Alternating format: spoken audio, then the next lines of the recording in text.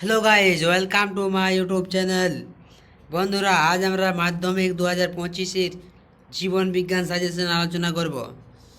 দেখো, জীবনের প্রবাহ মাত্রা থেকে প্রশ্নমান 3-এর স্বপরাগ ও ইতরপরাগ যোগের পার্থক্য লেখো, বা স্বপরাগ যোগ ইতরপরাগ যোগ কাকে বলে, সপুষ্পক উদ্ভিদের নিষেক প্রক্রিয়াটি ব্যাখ্যা করো, মানব দশার বিভিন্ন দশাগুলি লেখো, আদর্শ ফুল কাকে বলে, এর বিভিন্ন অংশগুলি আলোচনা করো, যৌন জনন ও যৌন জননের পার্থক্য লেখো, জননের গুরুত্ব কী, একটি আদর্শ ফুলের চিত্র সহ অঙ্কন করে তার বিভিন্ন অংশগুলি দেখাও।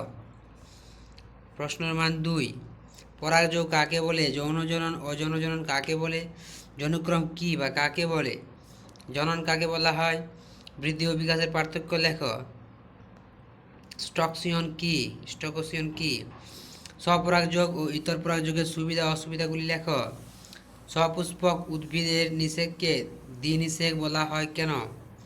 এরপর আমরা চলে যাব বংশগতি থেকে। দেখো, 2-এর প্রশ্নপত্র মান 2, বংশগতি কাকে বলে, এক সংকর জনন কাকে বলে, প্রকরণ কাকে বলে,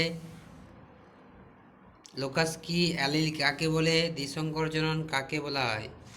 এরপর চলে যাব আমরা দ্বিতীয় পাতায়।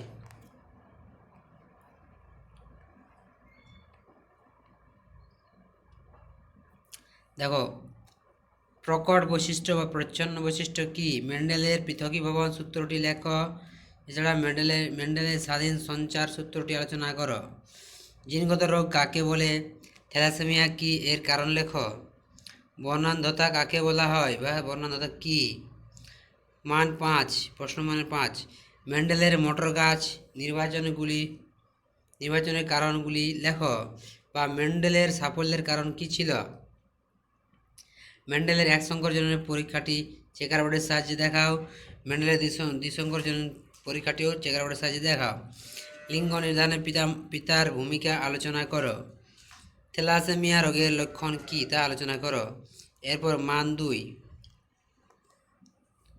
কোয়াসারভেট কাকে বলে, প্রোটোসেল কি, হট ডাইলিউট স্যুপ কাকে বলা হয়, ডারউইনবাদ কাকে বলে, ডারউইনবাদ আর নয়া ডারউইন মতবাদ বলতে কী বোঝো, ল্যামার্কের মতবাদের বিপক্ষে দুটি উদাহরণ দাও, অস্তিত্বের জন্য জীবন বলতে কী বোঝো।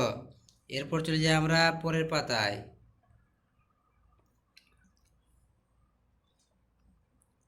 দেখো, সমসমস্ত অঙ্ক কি, নিষ্ক্রিয় অঙ্গ, সমসমস্ত অঙ্গ বটে, সমসমস্ত অঙ্গ কি এবং নিষ্ক্রিয় অঙ্গ কি বা কাকে বলে।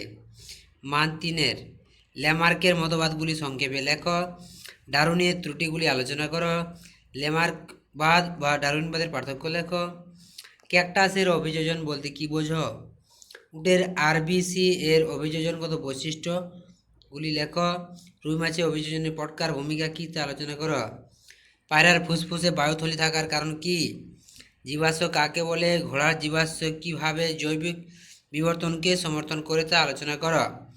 বন্ধুরা, এই ছিল মাধ্যমিকের জীবনবিজ্ঞান সাজেশন দ্বিতীয় ইউনিট টেস্টের।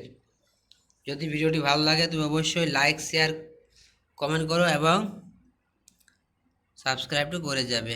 ধন্যবাদ।